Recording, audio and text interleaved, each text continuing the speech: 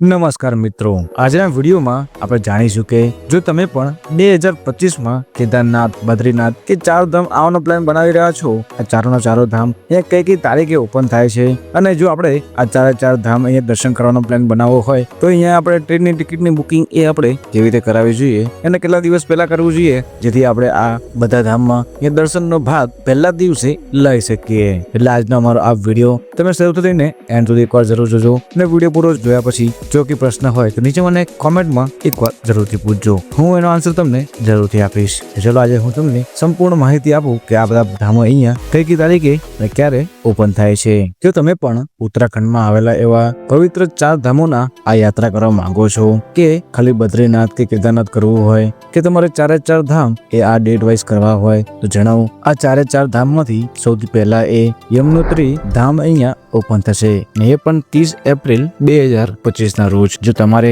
યમનોત્રી ધામ આવવું હોય દર્શન કરવા માટે એ પણ અહીંની જે ઓપન સેરેમની હોય એ દિવસે તો તમારે અહીંયા એક દિવસ પહેલા આવવું પડશે, કેમ કે બીજા દિવસે અહીંયા વહેલી સવારે જ એટલે કે 30મી તારીખે જ એ અહીંથી જે મંદિરની સ્થાપનાની જે આગળની વિધિ હોય છે એ ચાલુ થઈ જતી હોય છે। યમનોત્રી ધામ અહીંયા ઉત્તરાખંડમાં આવેલા એવા ઉત્તર કાશી જિલ્લામાં જ અહીંયા સ્થિત છે અને આ યમનોત્રી ધામ યમુના નદીના તટ ઉપર જ આવેલું છે અને આ મંદિર અહીંયા યમુના નદીને જ અહીંયા સમર્પિત છે અને એવું કહેવાય છે કે યમુના નદીનું ઉદ્ગમ સ્થાન જ અહીંનું આ સ્થળ ગણાતું હોય છે।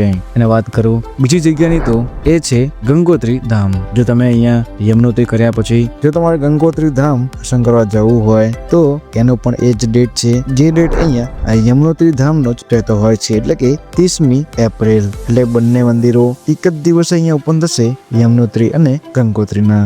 વાત કરું આ ગંગોત્રી ધામની તો આ ગંગોત્રી ધામ ઉત્તરાખંડમાં એવું ઉત્તરકાશી જિલ્લામાં જ આવેલું છે અને આ ગંગોત્રી ધામ એ ટોટલ ભાગીરથી નદીના કિનારે જ અહીંયા વસેલું છે અને આ મંદિર અહીંયા ગંગા નદીને સમર્પિત છે અને એની આ એક વિશેષતા એ જ છે કે આ ગંગોત્રી ધામને એક મહત્વ બનાવે છે કેમ કે અહીંથી જ ગંગા નદીનું ઉદ્ગમ થતું હોય છે અને અહીંથી જ આ ગંગા નદી એવું કે ભારતમાં અહીંયા વિસ્તરતી હોય છે। જેમ યમુના ધામથી યમુના નદી નીકળે છે તેમજ ગંગોત્રી ધામથી ગંગા નદીનું અહીંયા ઉદ્ગમ થતું હોય છે। એટલે આ બંને જગ્યાનું ઉદ્ગમ સ્થાન ગંગા અને યમુના જ રહેતી હોય છે જે આગળ થઈને પ્રયાગરાજમાં ભેગી થતી હોય છે। એ વાત કરું ત્રીજા એવા ધામની તો એ છે બદ્રીનાથ ધામ। જો તમારે બદ્રીનાથ ધામ આવવું હોય તો આ બદ્રીનાથ ધામ એ અહીંયા કેદારનાથ પછી એટલે ટોટલ 4મી મે એટલે કે 4/5/2025 ના રોજ અહીંયા ઓપન થશે। જો તમારે અહીંયા બદ્રીનાથ આવવું હોય તો તમે સૌપ્રથમ યમનોત્રી ગંગોત્રી દર્શન કરીને એ કેદારનાથ આવી જાઓ અને કેદારનાથની ઓપન સેરેમનીમાં ભાગ લઈને તમે અહીંયા બદ્રીનાથ એ દર્શન કરવા